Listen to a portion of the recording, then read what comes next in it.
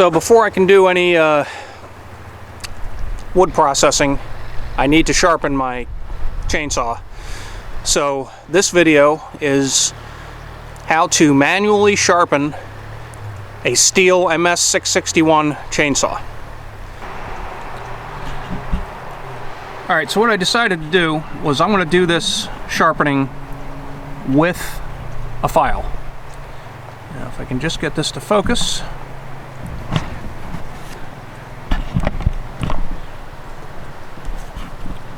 Maybe a little too close. Alright. So what I'm going to do here is I'm going to start where the yellow link is. And that's my start and finish point. You can also, I don't know, put some chalk on there so you know where you're at. This chain needs a 7/32 file. Let's see here if we can. 7/32. It's hard to, I can't get it to focus on the file. Anyway, right on the tooth there is a line, and I don't know if it's going to show up on the camera, but it's right there. You might be able to see it. That line is your angle, so you want to match that. Now, in addition to matching that angle, which is the angle away from the bar, that is a 30-degree angle on this, I believe. In addition to that, we're going to give it a little bit of down angle. Just a little bit.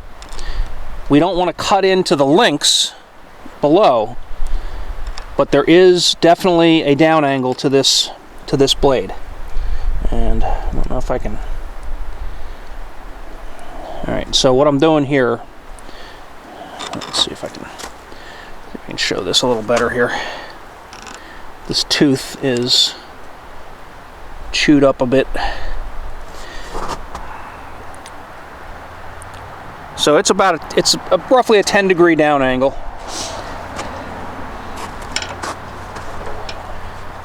Now, I'm going to be smart and put some gloves on so I don't cut myself. And I also have here a file. It's called a file card, and it's just a brush. It's a brush on one side and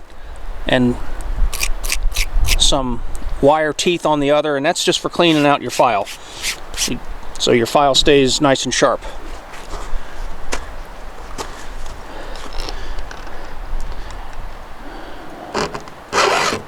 So I'm just trying to stay with that line,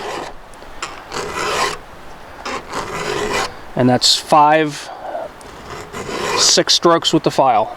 Yeah, some of these teeth got dinged when I was working on the log pile. Got a little too close to the ground, touched the dirt. You touch the dirt one time, it's dull. You touch it again, you're done. You need to resharpen. So let me back this out just a little bit.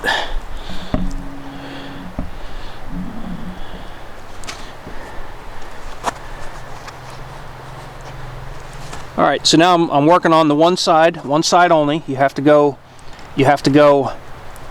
in this direction. Don't try to go this way. That's not going to work. You have to go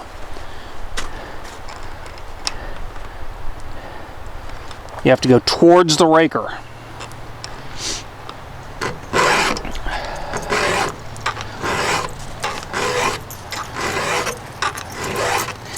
Ideally, you want to do the same thing to each tooth. In other words, the same number of strokes. But if the tooth is severely damaged, you have to keep filing until the damage is fixed.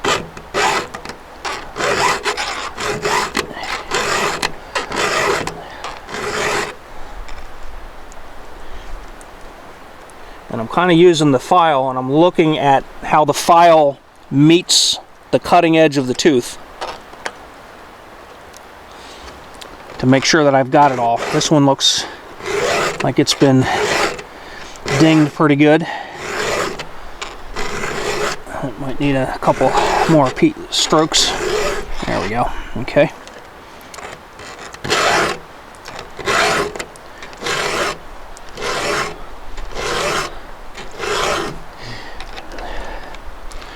The reason you want to do the same thing to each tooth is for consistency.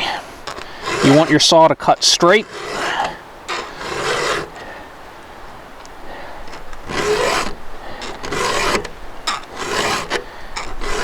Straight and fast.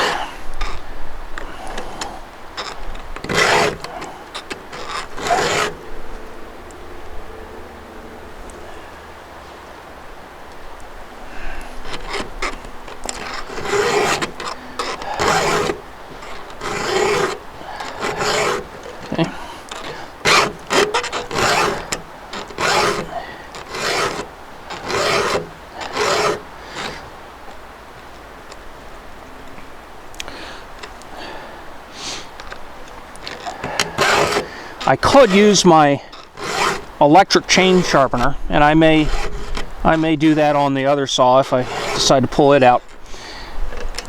But doing it with a file, I don't know, gives you a good feel for what's going on. It really lets you inspect each tooth. That one had a pretty good ding there. Yeah, these aren't looking too terribly bad.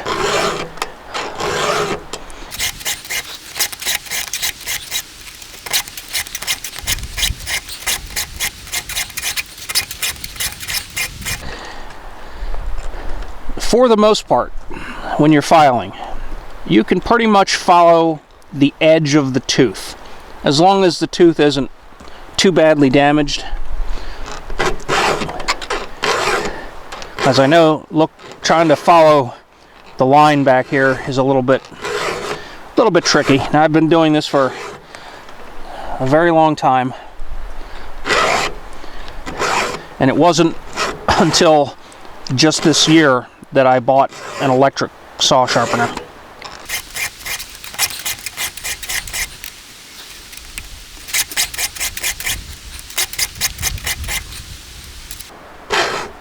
I think I already did that one. Okay. All right, now to do the other side. So now I'm starting this way, going the opposite direction. And you know what? I'm going to slide this back because I need to be away from the dogs here a little bit better. So start right there. Okay. The reason I did that was to hold the bar steady while I'm doing this.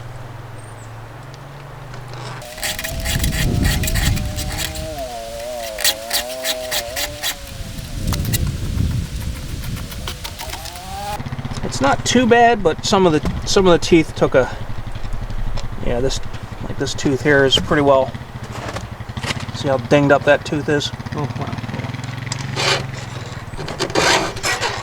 Must have touched a rock or something, who knows. Try to be careful. There we go. Now, even though that tooth was really nasty, I mean, it had a jagged edge on it, 6 strokes of the file was enough to cure it, put it back to normal. This one's a little rough too.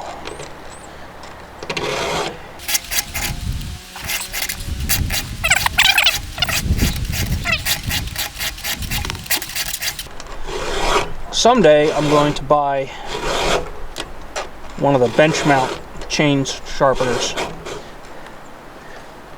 The only trouble with those things is they seem, what I've been reading is they take off a lot more material than is necessary.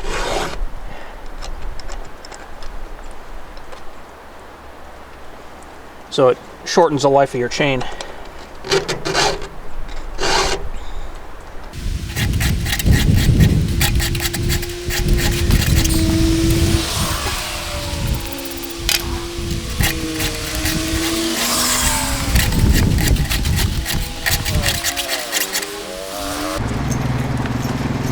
one other thing.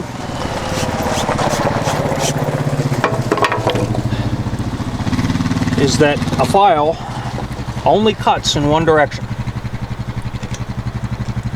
So when you're applying pressure, you only want to apply the pressure when you're going forward with the file.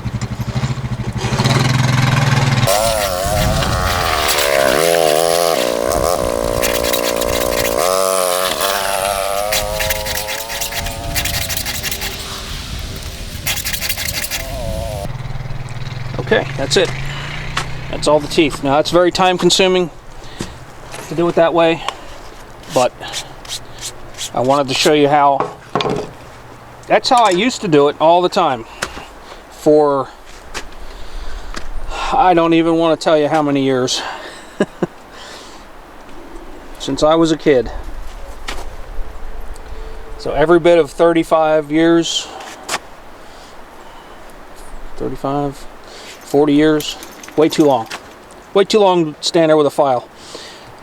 Alright, so the next thing we want to look at while we're here is chain tension. Now, it is important that you tension your chain when it's cold. If you tension your chain when it's hot, you risk splitting the end of your bar or causing other damage. Remember, this chain is attached to the crank of the engine. So if it's tensioned too much, you're putting a lot of stress on the engine bearings. Now,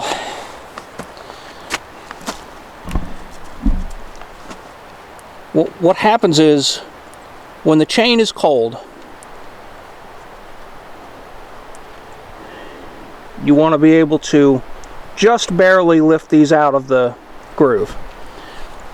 So this needs a little bit of tightening. Let me grab my scrunch.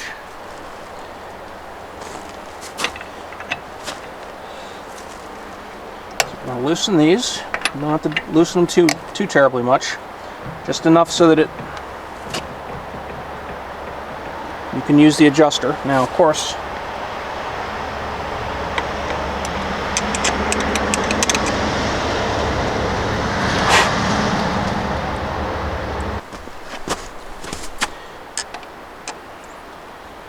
alright, now you're going to lift up on the back of the saw and you're going to tighten it.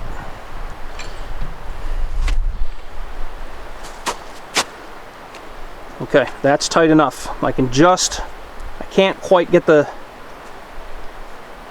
I'm going the middle of the blade, or the middle of the bar, rather. And the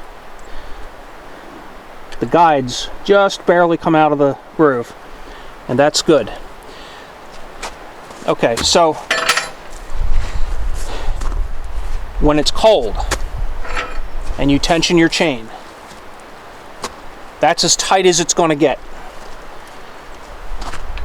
When the bar heats up and the chain heats up, it's going to stretch. So you'll notice that as you're cutting, your chain seems a lot looser. That's okay. It's supposed to do that.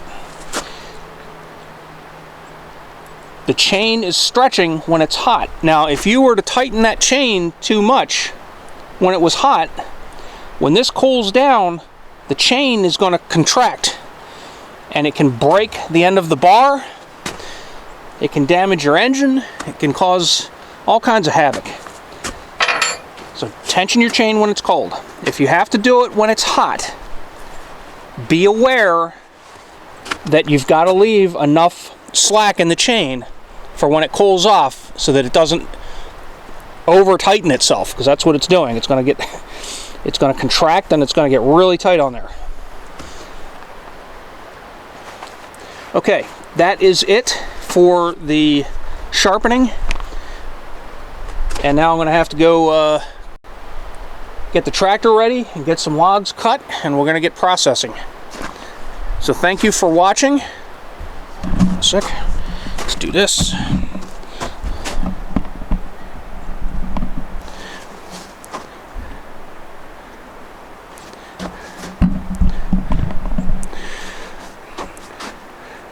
So thank you for watching.